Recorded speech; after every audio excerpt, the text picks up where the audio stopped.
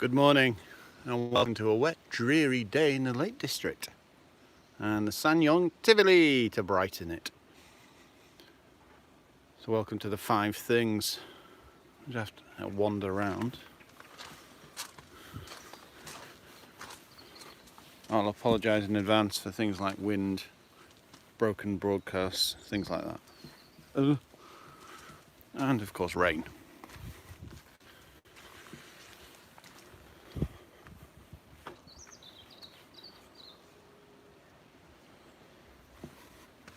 I've been really impressed with this car over the last week, especially the 3-cylinder engine. And that brings me to number 1. A 3-cylinder, you can't beat them. Yes, a lot of people have fear about, oh, they won't last as long, but you've got things like Daihatsu Charade GT TIs that have been around 20, 25 and upwards years. And a lot of early Suzukis and things like that had 3 cylinders, including bikes. And they're still here to tell the tale. And the burble from a 3-cylinder is amazing.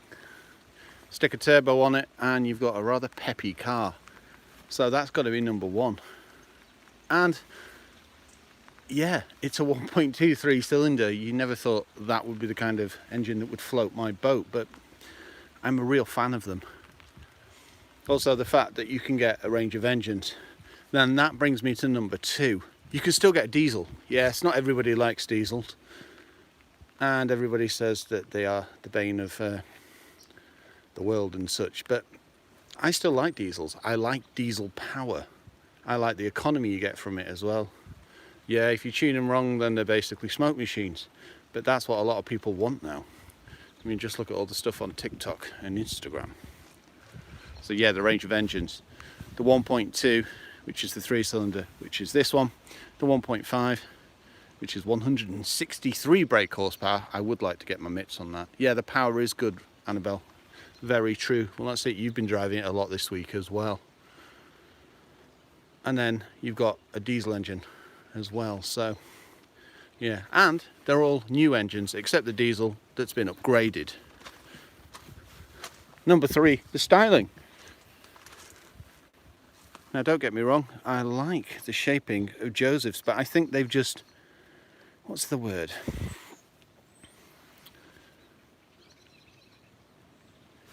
I can't think of the word. It's an interesting one. It was a very good looking car to start with, but now it's maybe more streamlined, and I like the shaping around this housing. Tweaked, yeah. That's about right really, isn't it? Because the Tivoli name comes from a town just outside Rome in Italy, which is basically style and sophistication, and that does sum this car up. It really does. I like things like this partial clamshell bonnet, that kind of thing. They look really cool. And the gloss and the chrome. Good morning, KB. How are you?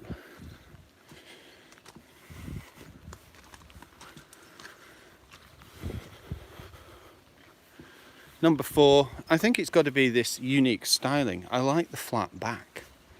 It also makes Tivoli and the SsangYong symbols stand out. This is the Ventura. It's just under £17,000. Keyless entry on this model as well, and keyless go. And if you look inside, it's very well finished. And if you go for the ultimate, you'll also get a digital cluster as well. I can really see why Joseph loves his car.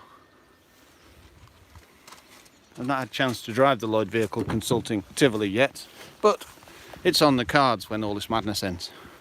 Oh dear, the rain's getting heavier. But look, I can sit in the back quite easily with my seat set up for me. So that's perfect.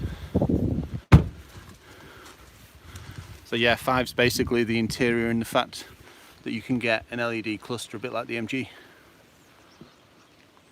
It's been a really cool car. We've now finished the review, so that should be live in a week or so.